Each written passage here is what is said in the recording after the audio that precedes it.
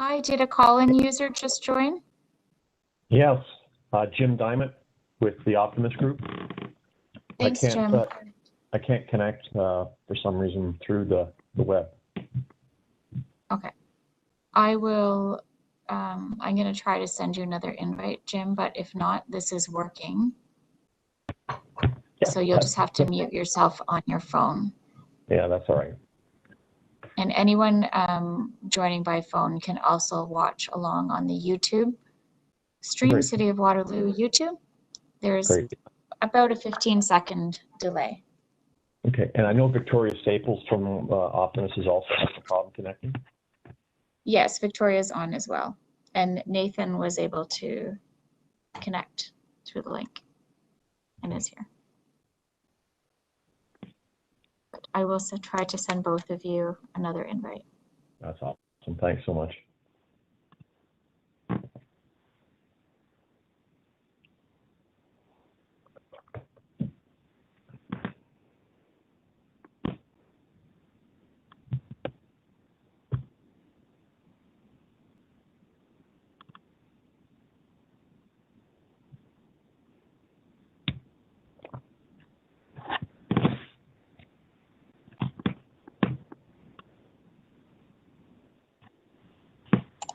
Jim, if you want to go ahead and just hit the mute button on your phone. I'm not going to mute you in the system because if I do, you won't be able to unmute when it's your time to talk.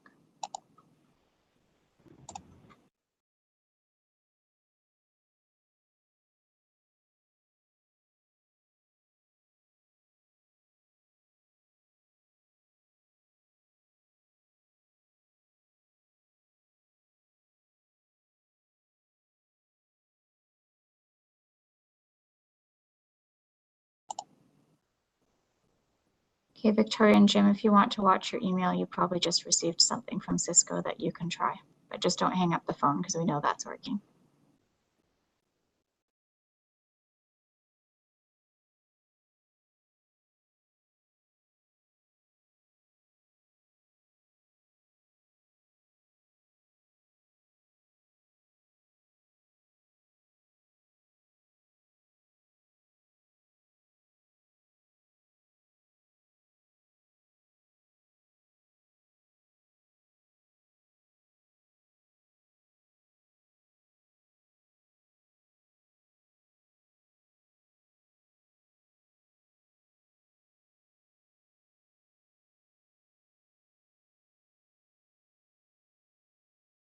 I have not received anything.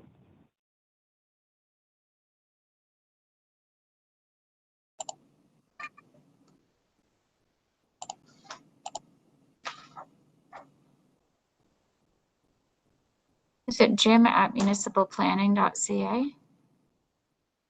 That's correct. Okay, let me just resend.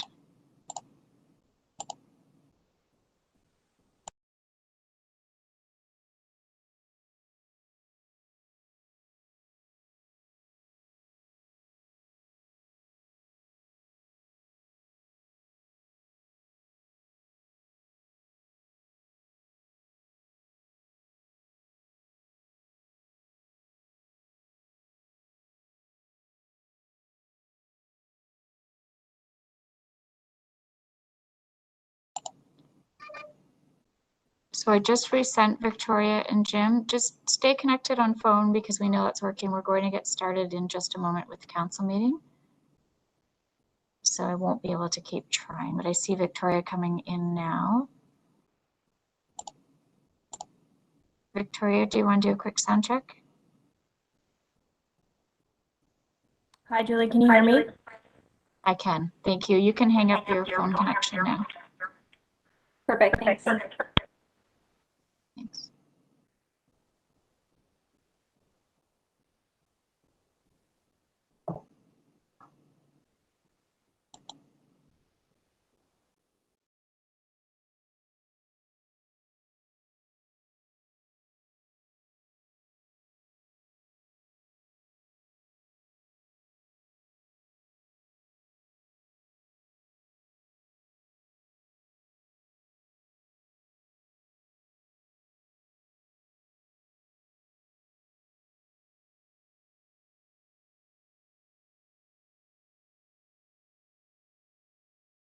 Good afternoon, everyone.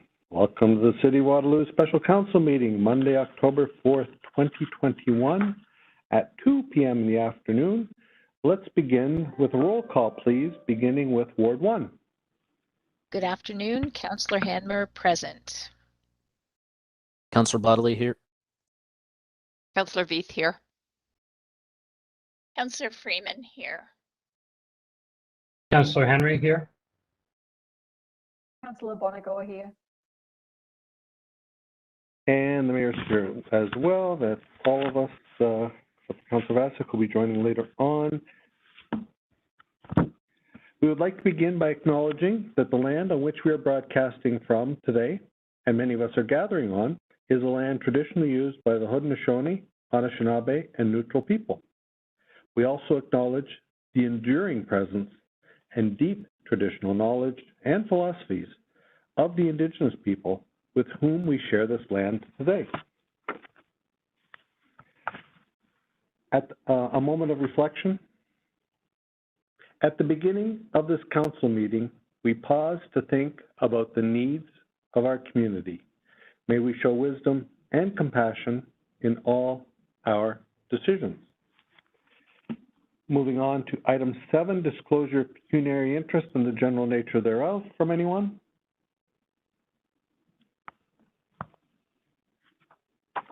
Hearing none, we have a set of minutes from September 13th to consider. Does anybody have any comments on the minutes as printed? Hearing none, I'll ask Ward 1, Ward 2 to consider moving the minutes. Councillor Hanmer, I make the motion to approve the minutes of the special council meeting September 13th, 2021, and I vote in favor. Councillor Bodley, I'll second the minutes and vote in favor. Councillor Veith in favor. Councillor Freeman in favor. Councillor Henry in favor. Councillor Bonigo in favor. The mayor's in favor too. That carries by all of us. Moving on to item 9, delegations. We do have a delegate group today, and it's our friends from the Coalition of Muslim Women of Kitchener-Waterloo. And today I understand we have Mifram Abid as well as Sarah Shafiq together against Islamophobia, and a presentation for us today. So welcome both Sarah and Mifram. Oh, good morning. Thank you so much for having us, and it's good to be here. It's good to see familiar names, I guess. So, thank you so much for this opportunity. So we would like to, if you could go on to the next slide, please. So we would like to, just if you recognize this picture, the tragedy that took place on June 6, 2021, when a person deliberately drove his van into members of the Afzal family, completely shook not just the London Muslim community, but the entire Canadian community. The immediate reactions were of fear, anger, and deep hurt, but the emotions of surprise was largely missing from the Muslim community. Those of us who have been studying and raising our voices to counter Islamophobia have been asking our public and private sectors to take this issue seriously for more than a decade, with little success in getting our voices heard. If you could go on to the next, please. Thank you. We know that Islamophobia and racism exist at the individual and systemic levels, but the unfortunate reality for Muslims is that they're targeted directly and openly by the state today, at this point. This council has supported the Muslim community and denounced Quebec's secularism law in 2019. I'm sorry to say that that discriminatory law is still there.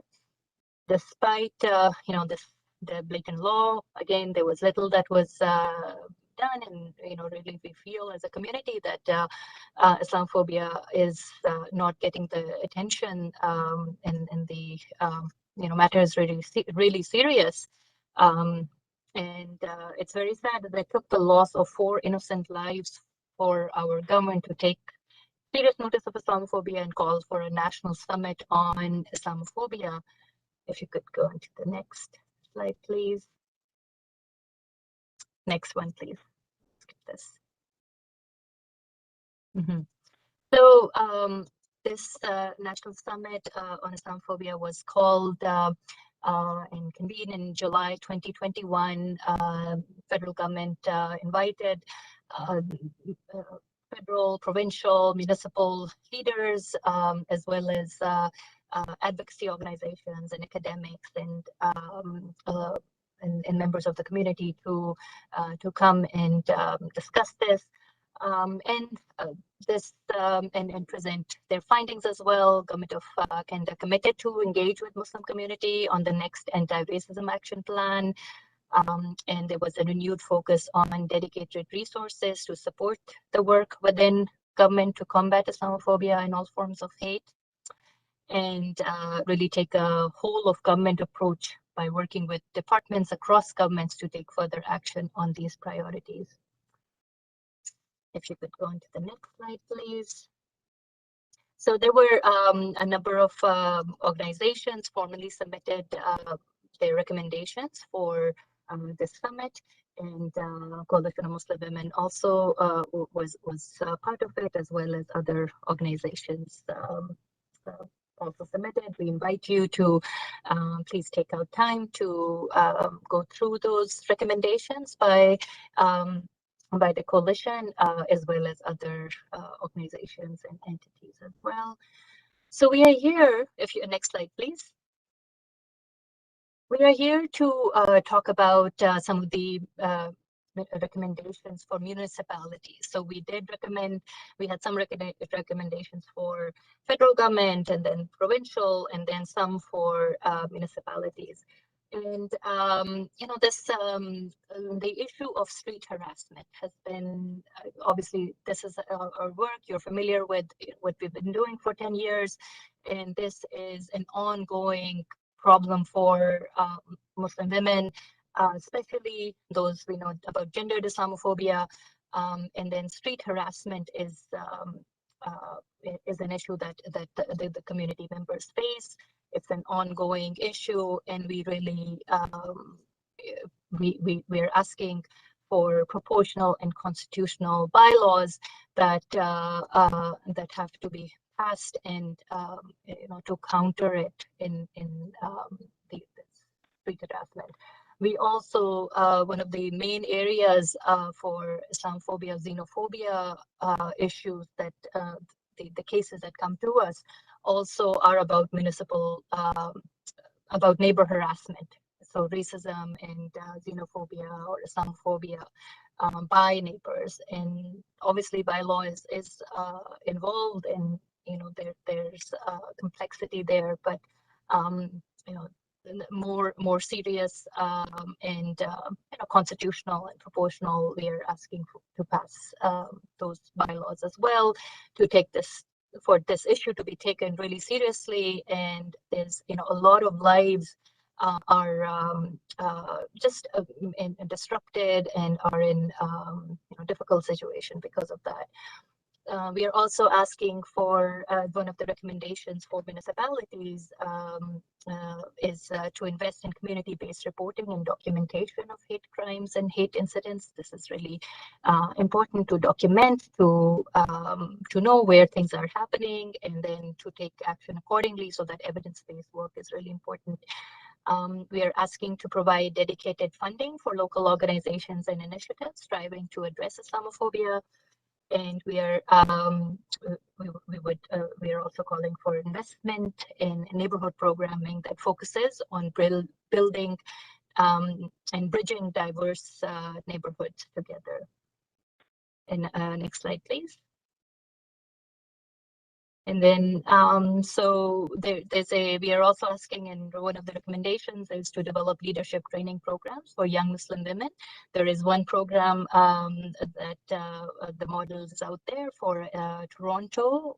There's a municipal for leadership program for youth. So we have that already going, and specific funding for Islamophobia awareness campaigns is also important.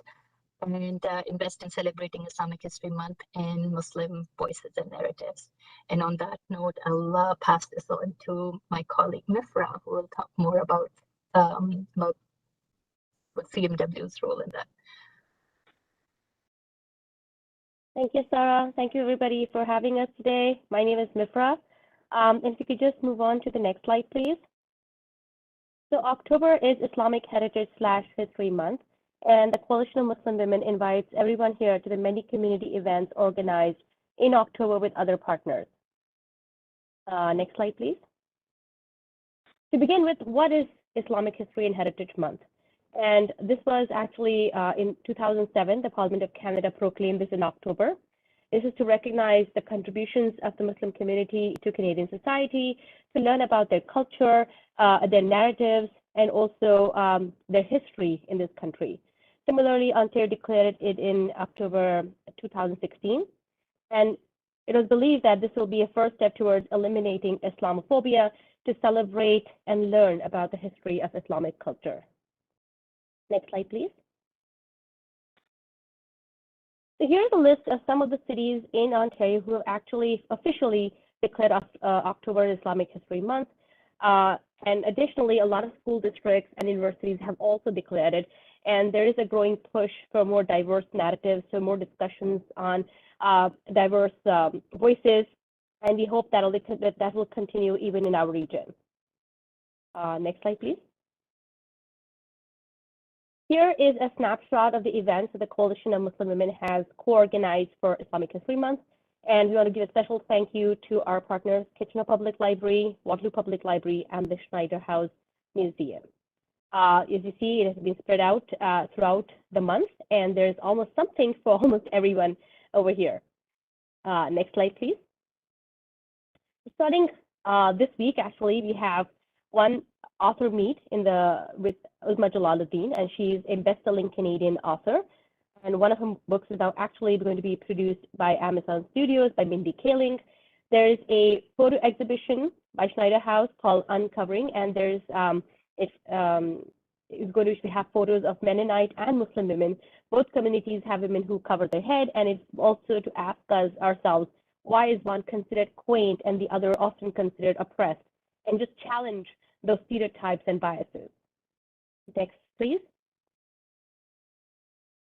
We also have a calligraphy demo/workshop in the Kitchener Public Library on October 15, and here's one of my favorites, a lunch and learn with historian Hassan Munir to discuss the history of Muslims in Canada. And you'll be surprised that they've been here since 1854, that's 170 years from since today. Next one, please. We also have partnered with Kitchener Public Library to have Family Story Time on October 23rd, another lunch and learn on October 28th with Shanaz Karmili, who is a University of Toronto and University of Ryerson journalism instructor, to talk about how, you know, the bias is exhibited even in our news media outlets and how that actually disseminates Islamophobia.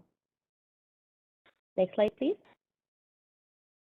I just want to briefly touch on what CMW also does to counter Islamophobia, racism, and xenophobia within the Waterloo region. Next slide, please. So just to give an overview, we like to call this acronym BATES, which is Bridge Building, Advocacy, Training, Education, and Awareness, and Services for Community. Next, please. When it comes to bridge building, CMW has a host of programs, and I'm not going to talk about all, but I would like to highlight a few, which is Tea and Tales, which is a traveling program in which people are invited to come have tea and snacks with diverse Muslim women and share their stories. Brave Circles is our latest program in which we invite difficult questions about Muslims and their culture, and we hope to answer them, and we want to develop an environment of civility and respect while doing so. And of course, the Muslim Stories Project, which is on our website. Next. A for advocacy, I highly recommend that if you can take out the time to read the CMW report on Islamophobia in the Waterloo region, also our report, Muslim Women's Needs Assessment, which is also on our website, and it is highly recommended reading for everyone who wants to understand the Muslim perspective and Islamophobia. We have other ways of advocating for victims Also, we also have 6 town halls with the Waterloo Region Police Services, among others. Next. Fees for trainings, and I just want to give a snapshot of the institutions who have taken the initiative to reach out and to learn about Islamophobia. These include the staff of City of Kitchener, Wellbeing Waterloo, the WRPS Youth Initiative, University of Waterloo, Shore Waterloo, which was Planned Parenthood before, Women's Crisis Services, and Waterloo Region District School Board, among others. Next. We also have peer workers in 10 different languages who organize a variety of workshops for racialized communities on hate crimes, hate incidents, discrimination, family law, health, etc., and also domestic violence. Next. S stands for Services for Community. We don't charge anybody. I would like everyone to just take a moment to check out our website, reportinghate.ca, which is an active hate reporting system. Anyone in the Waterloo region can document, can report any incident of hate, hate crime, hate incident, discrimination of stemming out of Islamophobia or racism or xenophobia. They can not just document with us, but also seek one-on-one support for victims. I was here last month to talk about SULA with our colleagues from CJI and its mediation restorative justice options, also which we offer in collaboration with them. And there are several other resources and supports that we offer to victims. And again, we don't charge for any of these. We're just here to help and just counter hate in whichever way possible. This is the end of our presentation. And if there are any questions or any comments, we'd love to have them. Thank you. Thank you very much, Mifra, and thank you, Sarah, for joining at the beginning. I'll just look to counselors to see if there's any hands going up virtually here. And first out is Councillor Veith. Please go ahead. Through you, Mayor Jaworski, thank you both for coming today. This is really a great presentation, and I just want to confirm that we can find all this on your website, because some of those workshops and things that you mentioned that are coming up sound really interesting, and I might like to attend, or I might like to encourage some of my constituents to sign up as well. So yeah, thank you so much. Thank you. All the information is on our website. You can also join our newsletter to be always updated, because we have so much going on a weekly basis. We also are very active on our social media accounts, but you're most welcome to check our website. Thank you. Thank you. Thanks, and I would encourage you to hurry up, Councillor Veith, because I'm on the WPL website, and it already says it's a virtual wait list already for the October 22nd Lunch and Learn, so time is of the essence. Next up, I have Councillor Hanmer. Please go ahead. Thanks, Mary, very much. Through you, Mayor. Mifra and Sarah, thank you again for joining us. It's always such a pleasure to have you with us, and I learn a lot every time I have the opportunity to hear either one of you. So you've done a lot of great work, and there's a lot of good things going. I just had a question, and then again a thank you for you two for coming. I appreciated the comments around neighborhood groups and programming, and I just wondered if you'd been in touch with our neighborhood group and if there's any support that might be able to be provided to you there. Yeah, thank you, Sandra. We are in touch with the diversity team, and but the specific neighborhood, I think, team or group or department, we may not have touched base with them. But yeah, the idea is for these conversations to begin, and we are a small team, so it's a bit challenging to do. Yeah, there's a lot of need, and there's a bit of a challenge on that. But I'm sure we can find ways to work together. Perfect. Thank you for that. And there may be other opportunities. And I too would encourage everyone to participate in your events and check the websites quickly, because I know you are filling up. But again, thank you so much for coming today. Thank you, Councillor Hanmer. Thank you very much, and certainly our commissioners and CEO Tim Anderson are here, and we'll make sure that they get this presentation to appropriate staff. I do have next up Councillor Henry. I think, Mayor, the question I had was for staff. So if there's anybody else for the delegates. Yep. We'll just look to that. And I don't think there are any further questions for our delegates. So thank you very much, Sarah and Mifra. But Councillor Henry will have a question of staff, so you'll want to probably stay tuned in on that. But what a detailed presentation. I was certainly familiar with the second half of it, but it was really good to see the details. And I think on behalf of all of us, the Coalition of Muslim Women certainly is a premier organization within our community that we all view it as that dedicated to change. And so thank you very much for that, both of you. And please pass on along our regards. And we do look forward to seeing everyone in person someday. Someday, maybe not soon, but someday for sure. We'll do that. Thank you so much. Thank you so much. Thank you very much. Thank you both. And I'll turn it over to Councillor Henry. Please go ahead. Thank you, Mayor, and certainly thank you, Sarah and Mifra, for the information today. It was very interesting and helpful. As Councillor Henry says, we always learn a lot when we share space to be able to listen to others and to others working so hard to be able to tackle some of the challenges that we have here in our community. So to Mr. Anderson, to our CAO, there were a number of specific calls to action, recommendations, requests to explore that are in the municipal sphere on this. And I was wondering if you could speak to what we do from here and what happens from here in sort of receiving these requests and where we go from here as a city.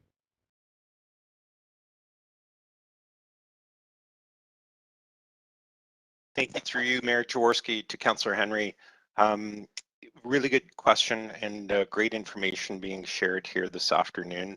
We will take the information and the suggestions, and we'll definitely be sharing it with Sanjay Govindaraj, our Director of Anti-Racism, Indigenous Initiatives, Anti-Racism, Accessibility and Equity. And as you know, Councillor, he's just forming up his team. We're just in recruitment mode right now on a variety of positions to help support that work. But together with Sanjay's leadership, I think there's opportunity for us to review the information and see what can be actionable, as you note, from the municipal perspective. And we'll take that one away and certainly keep council updated as we progress. I appreciate that, Tim, and certainly Sanjay has a lot of counterparts emerging across Waterloo region, and I know there's dialogue across the municipal sector on these very pressing and important matters, and certainly figuring out ways to act in concert, especially where one has to really think hard about how you draft regulation, enforce, educate, and help with the public, because those are always thorny, tricky issues to work with, and certainly those aren't ones I imagine we would work through alone. So I appreciate there's work ahead, and I'm glad to know that staff are receiving it, and this is something we can take a look at because it's important for us not just to educate ourselves, but as leaders in the municipal sphere to be able to be leaders in this field. So I appreciate the delegation's very specific request today. I think that's always helpful for us to hear. Excellent. Thank you, Councillor Henry, and thank you, Mr. Anderson, for filling us in. Certainly a lot to see in that. It was almost a report from the Coalition of Muslim Women, so thank you very much, everyone, for that. Lots to think about and all good work to do. We move on to item 10, staff reports. First up, item A is the proposed merger of Waterloo North Hydro and Kitchener-Wilmot Hydro. Report prepared for us by Mr. Anderson, Philippa Reynolds, Tony Averoni, and we have a delegate, the chair of the Waterloo North Hydro Holding Corporation, David Petrus, and I think Renegation of CEO of the Waterloo North Hydro as well. Let's just wait for the delegates to come in.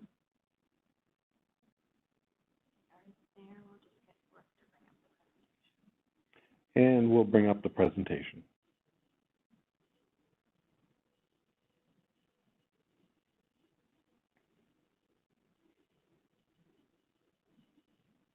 And there we go. Welcome, David.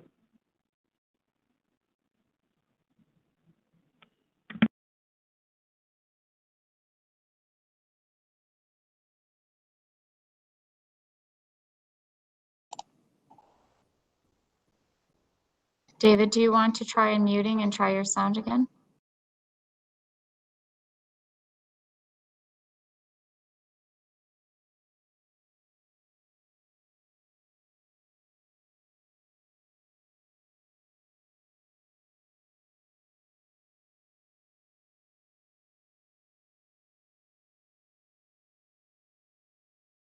Hello, can you hear me? Yes, we can now. Perfect.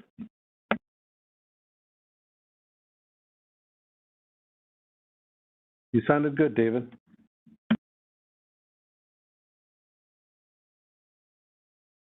Merger today.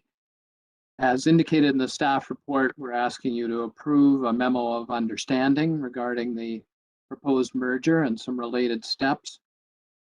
And a bit of background first on the next slide, please.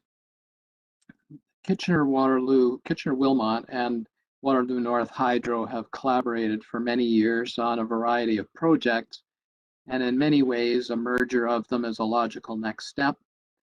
They retained Grant Thornton to provide a detailed financial model of the merged business, and they developed a business case. And that business case and the legal and financial aspects of the transaction have been carefully evaluated by management of the two businesses, by a committee of the Waterloo North Hydro Holdco board, and by the full Waterloo North Hydro board. As well, there were independent advisors hired by Waterloo North Hydro and Kitchener-Wilmot Hydro that did work on due diligence and is working on agreements as well. And then the work of those people was peer reviewed by advisors for municipalities, which are shareholders of Waterloo North Hydro. In short, there has been an extensive and thorough process undertaken on this project. Next slide, please.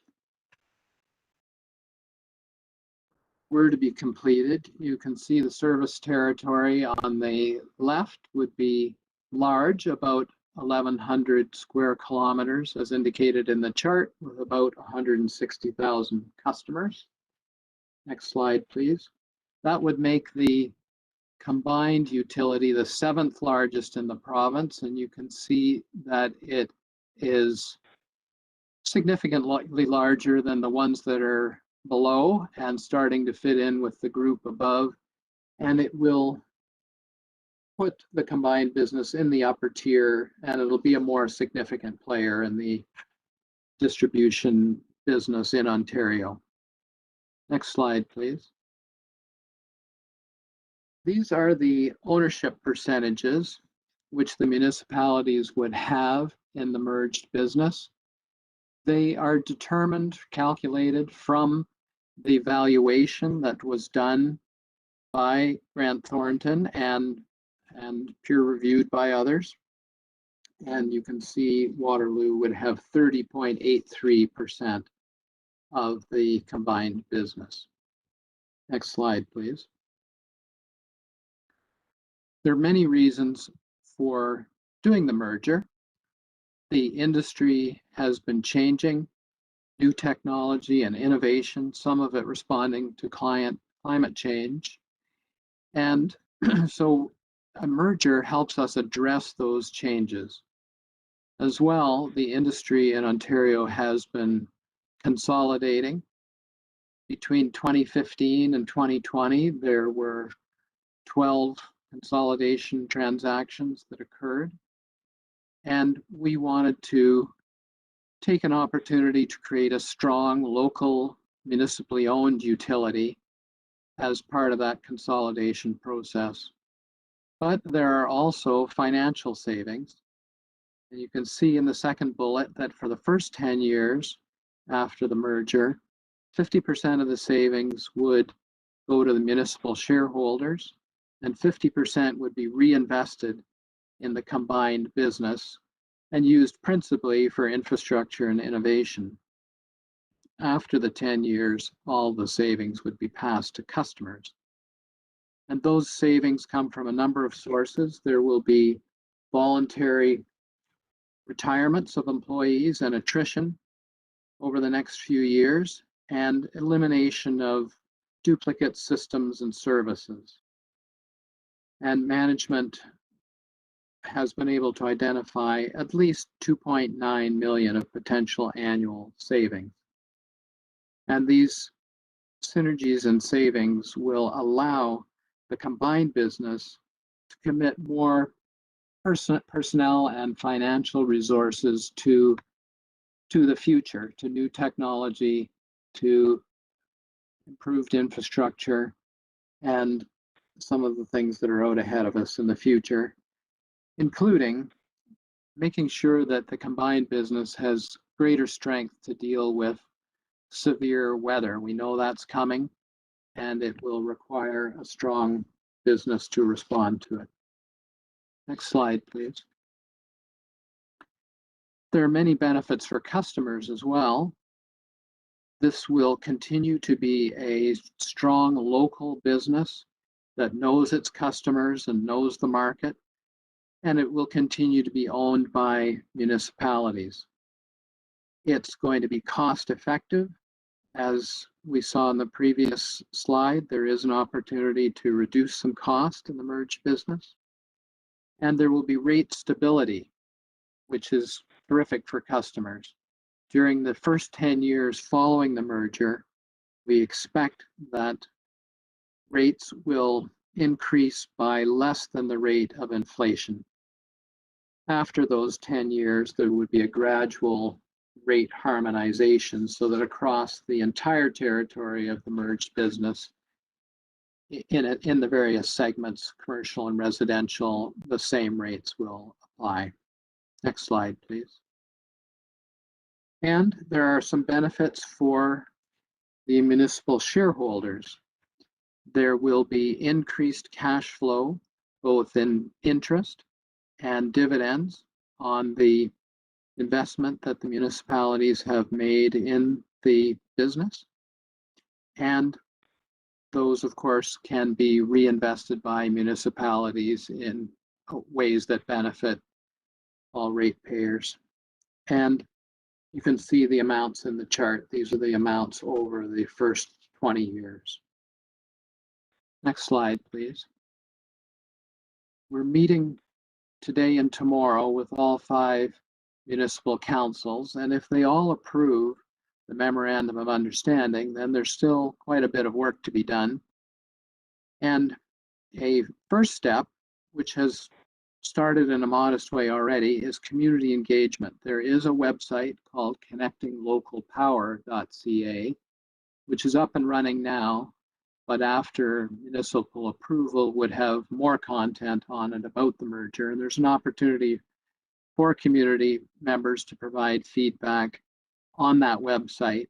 And as well, later in the month, there will be information sessions where individuals can learn more about the merger and provide their feedback.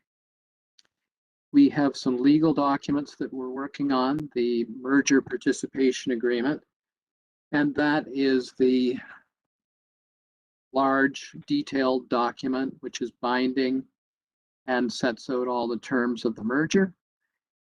The shareholder agreement, which will set out the rules for the governance of the merged business, and the report on community engagement and the results of that, and final versions of the merger participation agreement and the shareholder agreement would come back to council in December, and at that time we'd seek your final approval to proceed. And if that happens, we then have to have the Ontario Energy Board and the Competition Bureau approve of the transaction. That takes some time, perhaps 6 or 7 months. And we have other things to work on in the meantime, the composition of the new board chairs for the two merged businesses, selecting a CEO, a new name, but assuming the approval is done in a timely way by the Ontario Energy Board, we would think that we should be up and running by the third quarter next year. Next slide, please. So after the work undertaken by Grant Thornton, the extensive due diligence, it's clear that there are considerable benefits for customers and shareholders and employees in doing the merger. And the board of Waterloo North Hydro Holdco unanimously recommends the merger transaction, and specifically the MOU, to council, and asks council to approve the MOU, proceed with the community engagement, negotiate and finalize the shareholder agreement, the merger participation agreement, and then to come back in December this year to seek final approval to proceed with the proposed merger. That's an outline of the proposed merger and the request today. I'm happy to take any questions you might have, as would Renee as well. Thank you, David, and thank you for the continued due diligence on all this and the presentations and the information to council. I just wanted to check with Renee to confirm you had no comments. We're available just for questions. I'm here for questions, and in case David's mic didn't want to work. Excellent. First out of the gate is Councillor Bonnegar. Please go ahead. Thank you, and through you, Mayor Jaworski, thank you for going over all of that information for us. I think what interests me is how this merged utility could potentially strengthen our ability and our capacity to respond to the demands of climate change. But I just wanted to clarify for anyone listening and to underscore for the public, like this vote today, it's not about approving the merger here and now. Like there is opportunity for people to find out more and provide feedback both for and against. Is that correct? Yes, that's correct. The memorandum of understanding is, for the most part, non-binding. There are a few procedural sections which are binding, but the business terms in the memorandum of understanding are not binding, so that it is open for us to make adjustments based on community engagement or the wishes of council. The final approval and the signing of a binding agreement would occur in December. That's great. Thank you. Thank you, Councillor Bonnegar, and thank you, David, for that answer. I'll just wait a few seconds to see if there's any further questions. Council has been well informed on this for the past while. Lots to read, and I'm glad everybody's been doing the reading. I think it's a great opportunity with respect to, as Councillor Bonnegar said, we have to all work together with electrification being a key component of decarbonizing the economy as we look to eliminate greenhouse gases substantially by 2030. I don't see any further questions, so I might turn it over to my fellow board member and finance chair to consider taking us forward. Thank you, Mayor. I think I'll make a comment first, and then be happy to move the motion, get it on the floor, and have other people do that. I think it was as you've said, Mayor Jaworski, this is something for which council has been well engaged and informed, and it has reached the stage where we have what is and appears to be a win-win-win for the utility, for its customers, and for our constituents as shareholder municipalities. 4 years ago, we went through a substantial public engagement to understand from the public and the customers of Waterloo North Hydro what the future needs to look like in a rapidly changing world that demands that we simply can't stand still, that we have to be very active and thoughtful about future of the company and the future of hydro in this area. And customers and our constituents told us a few things very clearly. First, that the most important thing was that rates are stable and are reasonably affordable. Two, that when you flip the switch, the lights go on, that there is reliable service. And the others were around making sure that we had local jobs and local growth with a strong local return so that we could use it best in our community. The deal that we have before us to consider and go to public engagement on to merge with our neighbor across Union Street and to create, amongst the 5 municipalities in this part of the region, does exactly those things. It provides for stable or even better rates than it otherwise would have. It allows us to provide reliable power into an uncertain future and to tackle the challenges that we face. It provides a stronger financial return to municipalities in the near term that I know and I'm committed to making sure we can put to good use to deal with the strategic priorities of this council and community, including on responding to climate change. And of course, it provides for local control and local jobs. And I think that was key to us from what we heard from the public 4 years ago, and were key components through the process to date, and I know are going to be front of mind for people in Waterloo as they seek more information in connecting localpower.ca and through other tools in the month ahead. And so I'm very pleased that we've reached this stage, and I look forward to hearing more and to doing more as we make our way to December. So with that, I'm happy to put the motion on the floor and to move it and seek a seconder. Excellent. We'll look to your neighbor in Ward 7. Sure, this is Councillor Bonigo. I'm happy to second the motion. Excellent. And we'll just wait to see if there's any commentary or debate.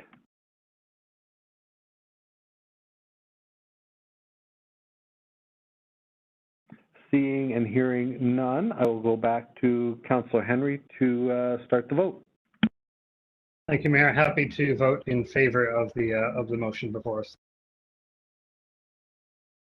This is Councillor Bonigo in favor. Councillor Hanmer in favor. Councillor Bodley in favor. Councillor Veith in favor. Councillor Freeman in favor. And the mayor's in favor too. That carries with all of us here today. Thank you very much, David and Renee. Thank you to the independent board members of the board of directors of Waterloo North Hydro, and to the team who's been working on this. A lot of effort has been put into this by many, many people to make sure we get this right, leave no stone unturned before we got to this point. And I think that's what gives us comfort in moving this motion today. And so thank you very much, David and Renee, for being here today. Thank you for your time. Thank you very much, Mayor and Council. Thank you. And thank you to Tim, Philippa, and Tony for being here and being available for questions as well. Moving on, we're on to staff report B, and that's streamlining and enhancing engagement in the planning process. And it's prepared by Adam Lauder and Rick Martins. And I'll turn it over to Adam to introduce our delegates here from Optimus. Thank you, Mayor. Just to introduce the report, over the summer, we were examining ways to continuously improve how we engage with the public in the planning process. The report that's before you identifies 15 recommendations, 6 of which are viewed as core recommendations. Some of the themes that are noted for us to continually improve on are items such as a plain language review and how we communicate with the public, enhancing signage, and website enhancements. There are other themes as well, but those are some broad themes. I'd note, as a planning service, we do look forward to implementing the work that's set out, particularly focusing on the 6 core themes to begin with. With that, we do have 3 delegates, 3 folks from Optimus SBR, and I'd like to turn it over to Nathan to walk you through a presentation. Perfect. Thank you, Adam. And yes, I'm joined today by my colleagues, Jim and Victoria as well, who helped in this process. And for today, we wanted to provide a few highlights, and obviously the full findings and recommendations are in the report. And as Adam mentioned, this review focused on engagement in the planning process. So on the next slide, you can see some of the sources of information that we used for this report. We looked at documents and leading practices, and also did engagement with the community. Through that engagement, we heard from many people in the community through the survey, through focus groups and interviews. And so we got quite a number of different voices to help inform what we learned through this review. On the next slide, you can see the 3 primary focus areas for the review.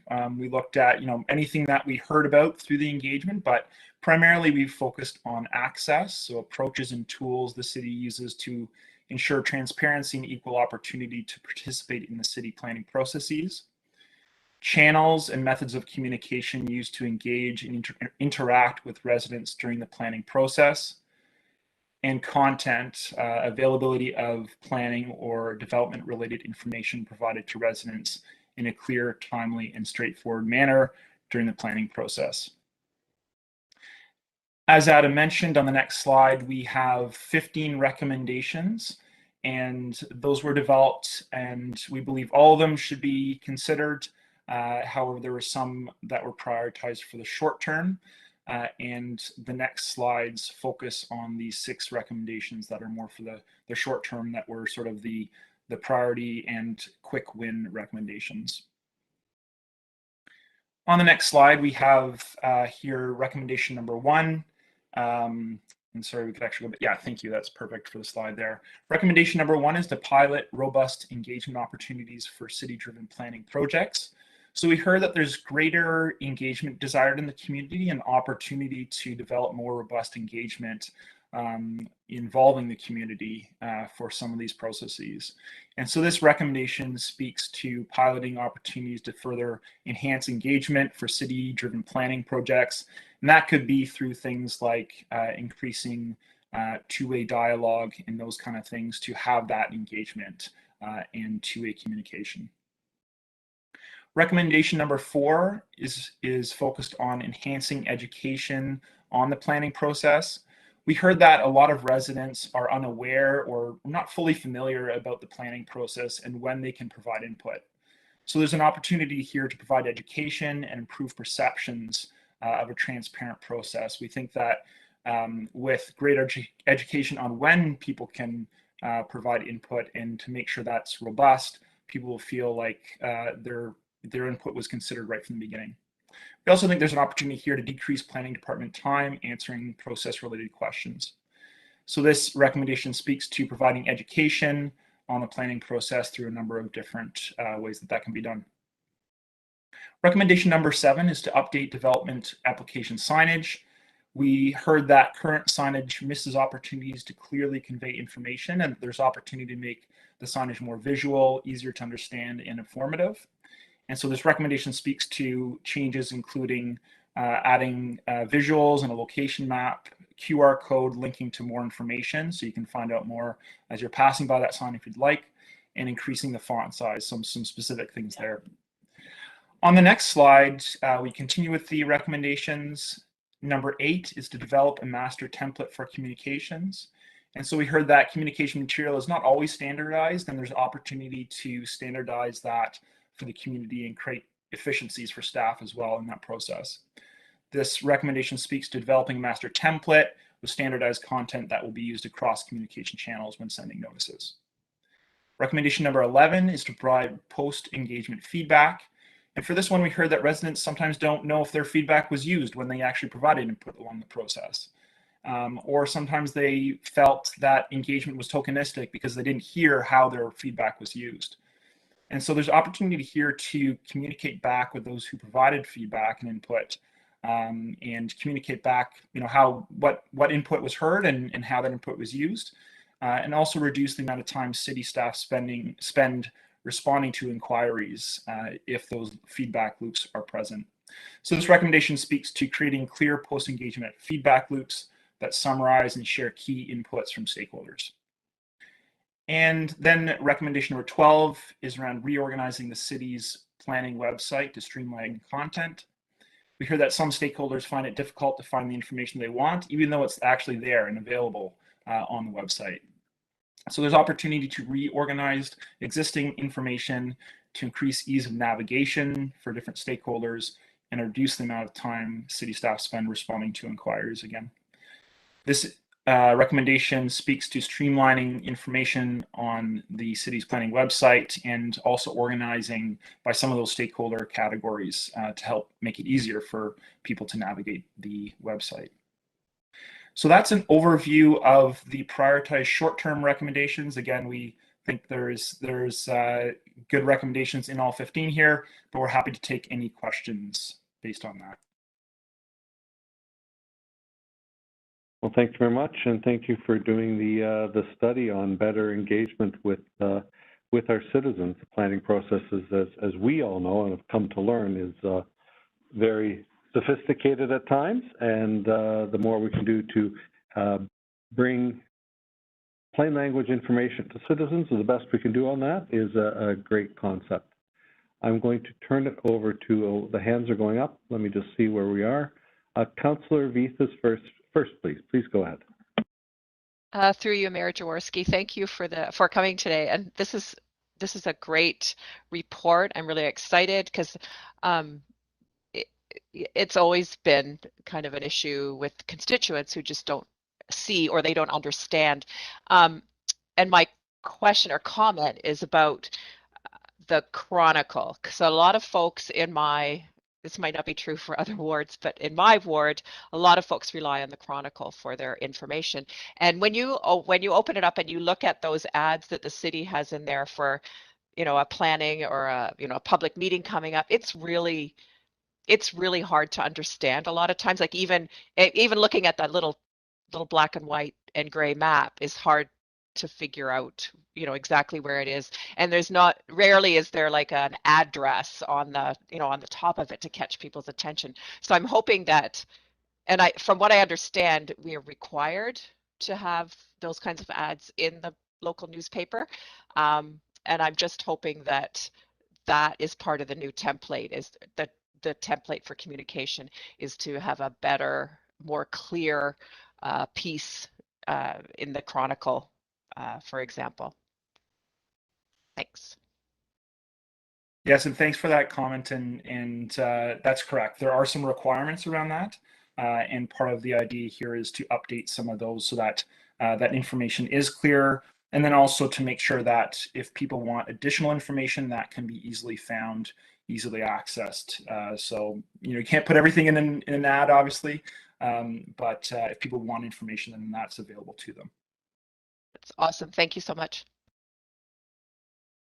Thank you, Councillor Veith. Over to you, Councillor Henry.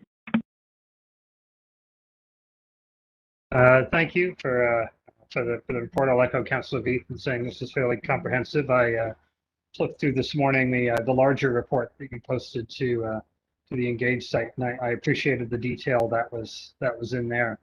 One comment that sort of struck me in some of the summaries was some groups that you engaged with, talking about how they felt that certain special interests were overrepresented in the planning process, but I never really got any clarity on who people felt those special interests were.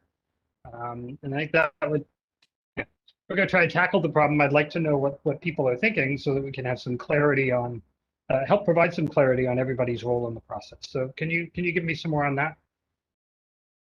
Yeah, and I would actually need to look up and remind myself exactly of which special interest groups were there and if we exactly heard that. But I think the idea is that there was some sentiment that not everyone necessarily had an equal voice. And so I think that's where this more robust engagement comes into play, to make sure that everyone's voice is heard equally, that everyone appreciates the process and is educated on the process, how it works, so that they feel that their voices are equally heard, regardless of if they're in a certain group or collaboration or what you have.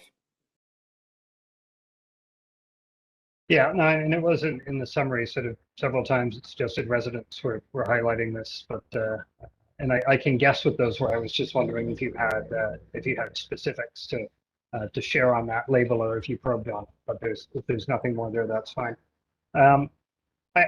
I'm curious as well how those, I think 5 or so municipalities that you did some desk research and some interviews with were chosen for their leading practices. I'm always curious as to whether that was a broad research to figure out who was leading, or what led you to those 4 or 5 municipalities to talk to.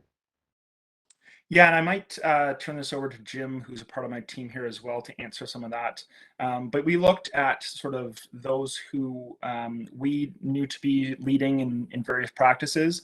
Also, something that's not, we want areas that are not too distant, or would have things that would apply within the Ontario landscape. So that's why some of those were selected, but I'll pass some of that over to Jim also. He might have some additional comments.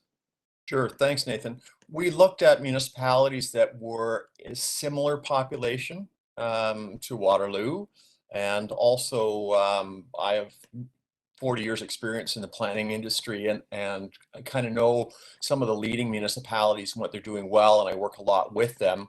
And so we did pick some municipalities, for example, Kingston, who have done a lot of work on this and provided us with lots of excellent ideas and advice. No, thank you. Thank you for that. And the other question I sort of had, and maybe this ends up being for Adam instead, into reacting to this, but I see one of the there's some pathways in here about shorter, more efficient timelines, and how we still don't get to the province's mandated timelines to be able to do any real engagement at all that's robust, but we're able to sort of shorten that down a bit. And when I was looking at the flowcharts of those, I was seeing a lot of that squish happens between where we have been having informals, and those are apparently going to be could be a little bit different for how we work those, and our formal sort of decision kinds of meetings, and really shortening that timeline. And I was really curious about what happens to the response to that public and council input in those early stages, because it feels like there's some compression in the time that we usually see proponents respond by coming back with varied and new designs. And I was just curious as to whether we felt in looking at trying to achieve as close as possible to what the province is looking for us to do, whether we've got too much compression that's happening there to allow the kinds of responsiveness that I think we have seen from many proponents on their applications in those sort of later stages of the process. So I'm just curious about what the new world might look like in sort of these shorter timeline attempts. Excellent question in response to Councillor Henry. On this particular recommendation, it's recommendation number 2. We do see the the goals of robust engagement, and certainly the 2-step process being the informal and informal. It does serve the community well, and I think it also allows council to get an understanding of what the nature of the development application is. So for this particular recommendation, what we're proposing is to allow us to think about that a little bit further. We want to do some deep digging as to what the implications are regarding the timeline. So for example, to meet the province's timelines in some cases anyways, might require the informal public meeting to not exist. So we're trying to balance the objectives of moving quickly with the objectives of engaging robustly, which is why we'd like to think of that particular recommendation a little bit further.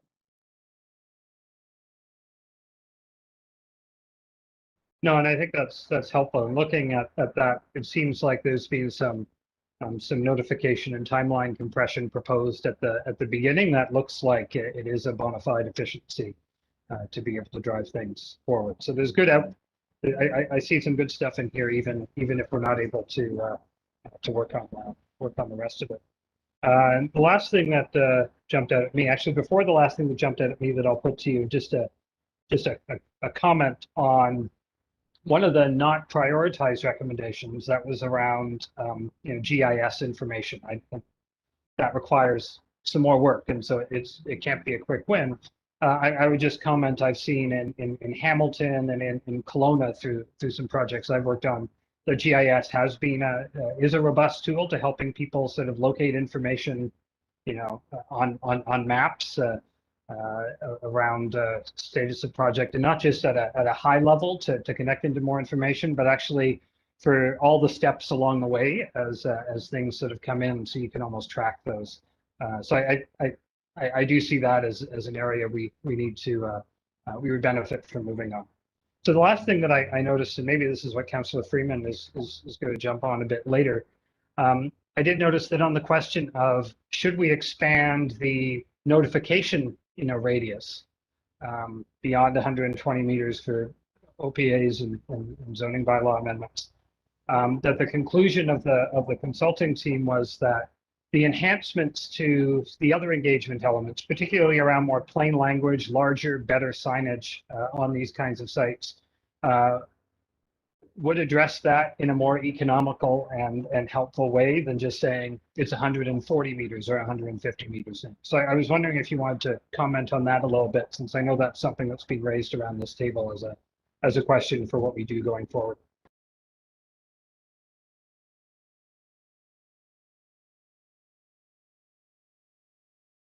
And I might also, yeah, I might also turn that one over to Jim as well. Sure, happy to answer that. When you circulate, you have to circulate equally across the board. And so if your decision is to circulate beyond the 120 meters required by the Planning Act, you have to do it with every application. And it also is a process that takes a lot of your staff time up because of the way you do it. We think our recommendation with respect, especially to signage, where you have large signs that can be seen and understood at 30 kilometers an hour as people drive by, will do a lot more to inform the broader community than sending out something in the mail. And so with having the information, better information online and clear, colorful, signage on properties, I think that you'll achieve what you want to do better than sending out more mail. I appreciate that comment, and I think Councillor Bodley, who's up next, appreciates that you said that people would be driving by at 30 kilometers an hour, since that is our fond wish and hope. Thank you for those. I'll cede the floor to my colleagues. Thank you, Councillor Henry, and thanks for bringing that up. I will now turn over to Councillor Bodley. Thank you, through you, Mayor Jaworski. Hopefully there's no distracted driving at that 30 kilometers an hour, but the point is taken. My question is around whether there was any discussion on things that are outside of the planning process. So what I'm thinking of in particular is when a high visibility or priority site that is vacant or is being demolitioned and rebuilt, but is not changing from a zoning perspective or from an official planning perspective. Was there any discussion around, I guess at the end of the day, opening up the public engagement to the site plan approval process, even if the zoning is not necessarily changing? And I don't know if that would include potentially signage on properties to suggest that something new is being built here, and perhaps having information online that shows what could or what may be built on a site that has put a site plan forward. I'm curious if there's been any discussion around, even not necessarily engagement wise, but even if it's just informational wise, to provide that feedback to constituents who are curious about what's going on or what could be going on a site.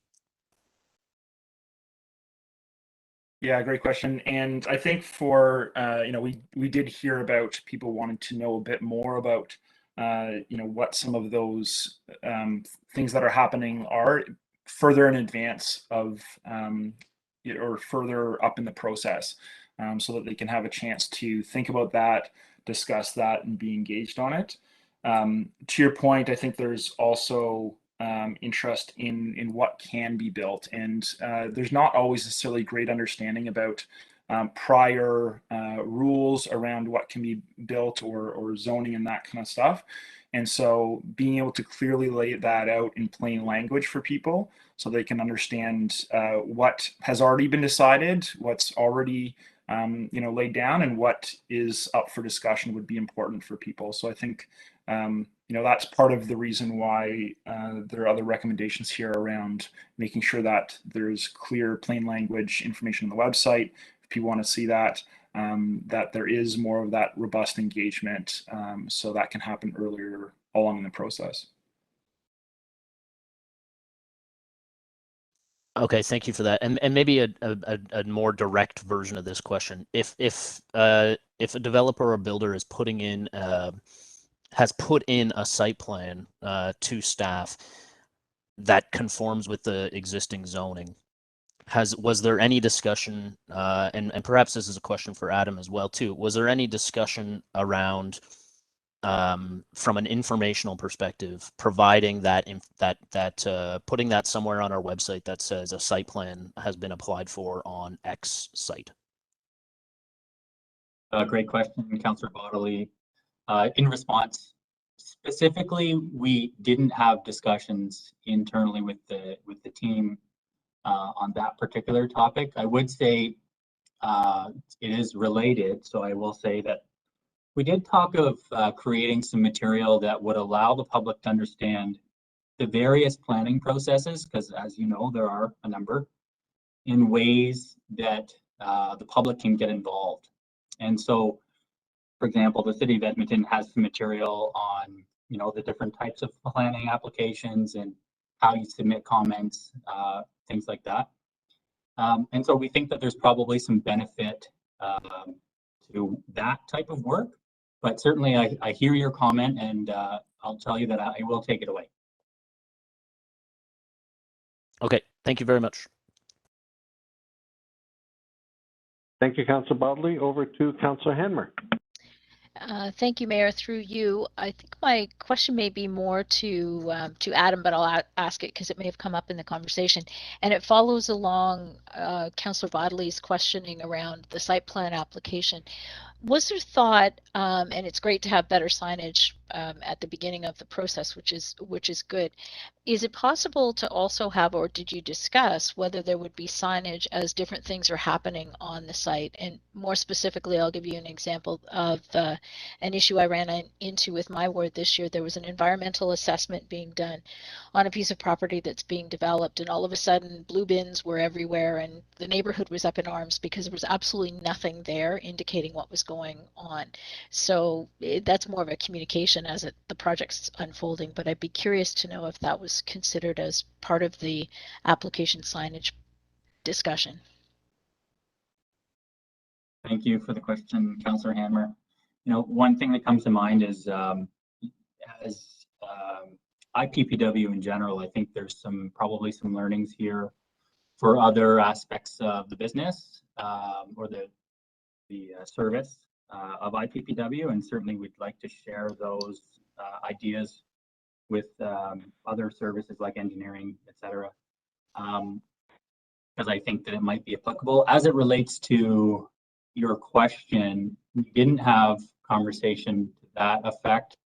Some of those applications or some of that work that you're referring to might not be development applications under the Planning Act, and so we were really focused on development applications as well as city-driven projects within the purview of planning. Mm-hmm. Okay, and that's fair too. It's just a comment as part of the process. And then I also had a question about the communication or engagement for projects that are long term in coming to fruition. So something that may have been approved or talked about 10 or 15 years ago, or even less than that, and then all of a sudden something's starting to happen on a site. Did that come into the conversation at all, or is it still to come? It certainly did.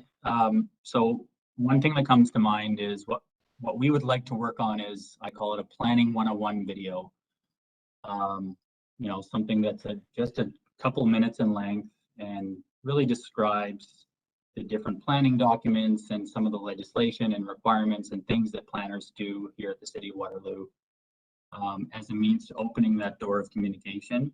I think there's also room for us to create briefs around, you know, things like the official plan, because it's quite lengthy, around the zoning bylaw.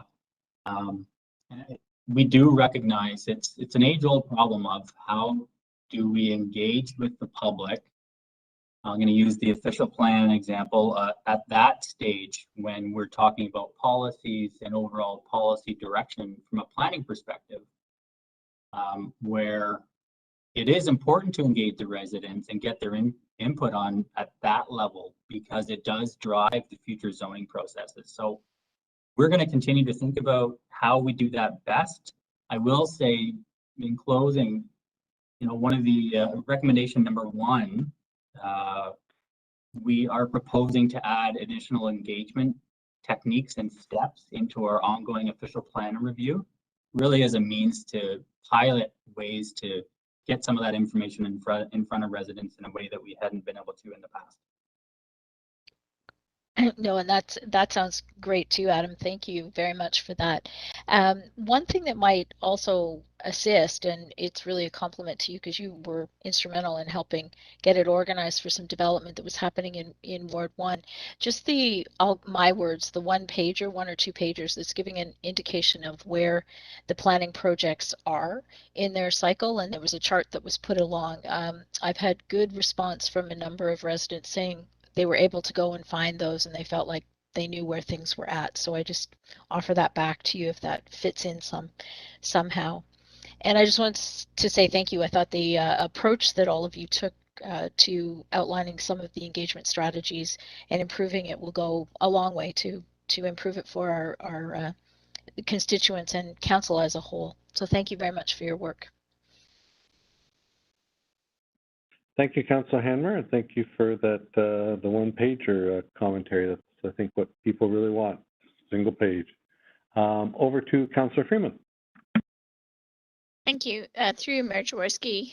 I too wanted to thank you for the report. It was really, I mean, it's really great to kind of have external eyes on this to say what can we do differently and how can we make this better. One of the comments that really resonated with me was what Adam was touching on, was that engagement very early on in the official plan stage. And the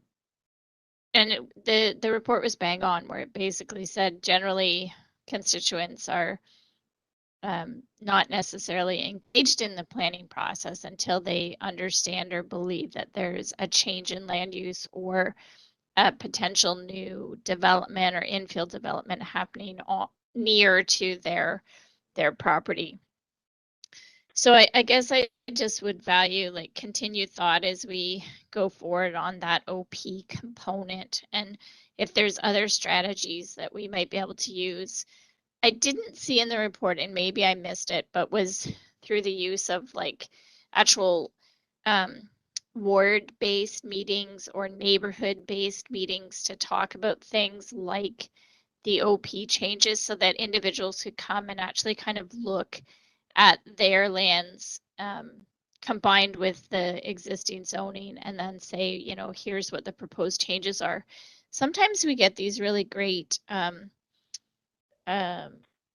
like I'm going to say Excel sheets, like tables that essentially show existing zoning, proposed zoning with the changes. And I don't know whether something simple like that could be a useful tool talk about that. But that was one thing that I really wanted to raise, because it is, I think it's critical, because a lot of times we find ourselves behind, well, I'm going to say behind the eight ball, but it's not quite, but in a situation where land by right through the official plan supports something as it comes to council for a minor zoning change. And then the other piece was, and I do value what Councillor Henry said about the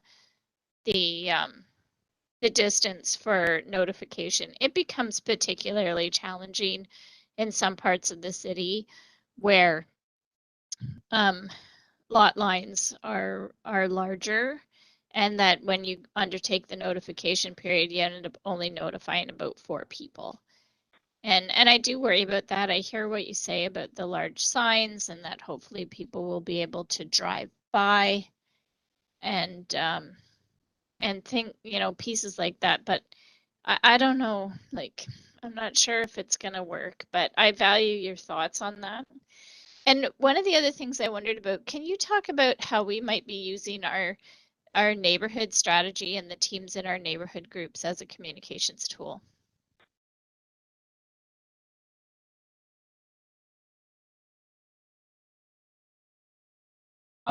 Thanks for the question, Councillor Freeman.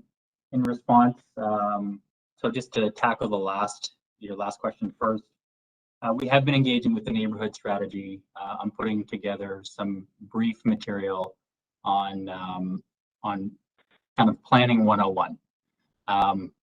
And I believe that's in draft form now. So certainly looking to, we're plugged in with that group. As it relates to some of your other comments, you know, I'm just reflecting on some of the recommendations, like looking to enhance education in the planning process. We're looking at different ways to engage through the official plan review, as I noted, specifically for that project, and piloting some techniques that we haven't used before. Some other things that I think would get to some of your comments are the website enhancement. Certainly we did hear feedback that the way it's laid out today, you have to understand you know, what the property address is before you can really dive into some of the material that's there for a file. And then another tool that we're thinking of using is kind of like a chat with a planner or chat with us function that might be able to sit on the website or engage Waterloo Region for a project. So we are looking at ways to engage further and deeper. And as it relates to the neighborhood association meetings, certainly we're always available to attend those. And I know through the official plan review, we're engaged with those groups again. Thank you.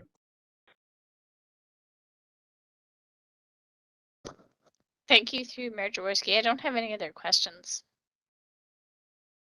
And I will just do a last call for questions from council. And while I wait for that, I'll just like to thank the team for the great work. I think, you know, anytime we can bring citizens along, as all councillors have mentioned, from various viewpoints, whether it be something fresh or something long-standing, the more we can do, the better, so that citizens are well informed and can help us, give us input in our final decisions on these as they come to council. And I don't see any further questions. I'm going to go back to Councillor Freeman, since you were last on the line, to consider moving the recommendation and voting for it. Thank you, through Mayor Jaworski. I'm happy to move the recommendation and vote in favor. Councillor Henry, happy to second the motion and vote in favor. Councillor Bonigo in favor. Councillor Hanmer in favor. Councillor Bodley in favor. Councillor Veith in favor. The mayor's in favor too. That carries. Thanks very much, Nathan, Jim, Victoria, and of course our own team, Adam and Rick, for shepherding us through and bringing it to council. Thank you very much. And with that, we move on to staff report C, which is 2022 parking rates. report that's been prepared for us by Christine Tetman and Julie Kopsler. I don't think there's, I know there's not any presentation. There's been a lot to read and review, and I'll just look to councillors to see if they have any questions on this topic or comments.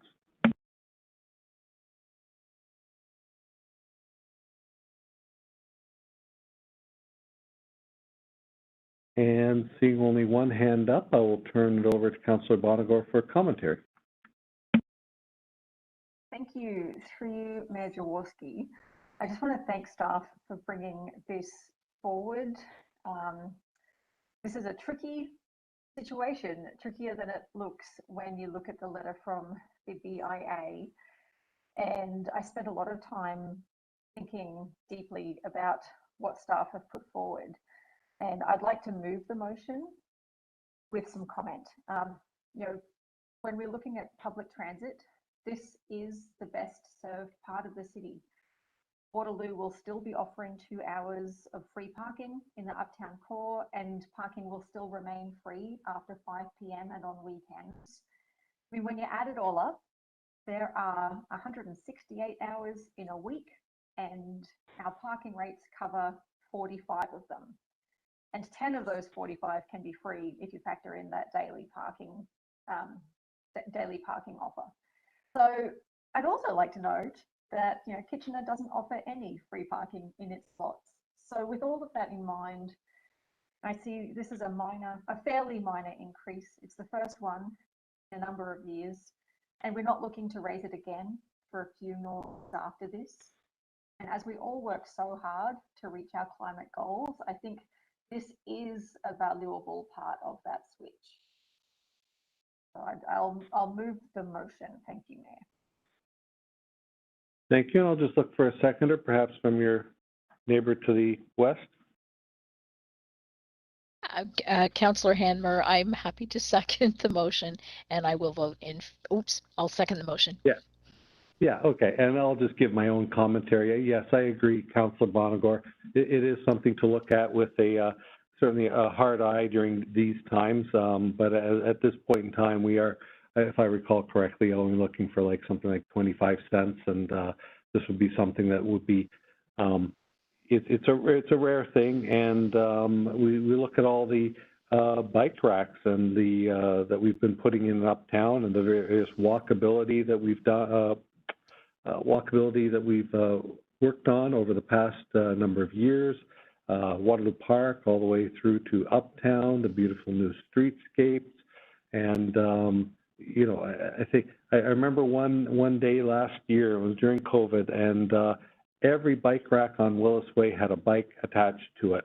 And I think it's really part and parcel of making sure people realize that we're not that big of a community. We're not that stretched out that far that we can't, that we don't need to drive everywhere, and to get on your bike and maybe bike for 10 minutes, you can be in beautiful Uptown Waterloo. So just, and save 25 cents perhaps after those 2 hours of free parking or depending on when you park. So with that, certainly I support this as well. Any further comments? Seeing none, we'll begin the vote. Councillor Bonagor. Thank you. That's Councillor Bonagor in favour. Councillor Hanmer in favour. Councillor Bodley in favour. Councillor Veith in favour. Councillor Freeman in favour. Councillor Henry in favour. And the mayor's in favor too. That carries unanimously. Thank you, Christine and Julie, for that extensive work on this topic. So very much appreciated. To council, we will start again, dial in to a new link. We're going to recess now. We're going to come back for a 4 o'clock meeting, and we will ask people to dial in to the new link starting at? We're going to start at 3:35. Oh, 3:30. Oh, we'll start the... Yeah. Oh. Yeah, we'll start early. Oh, well, we're actually going to start at 3:35. So we'll start early, and so I'll see you on the new link in 7-ish minutes.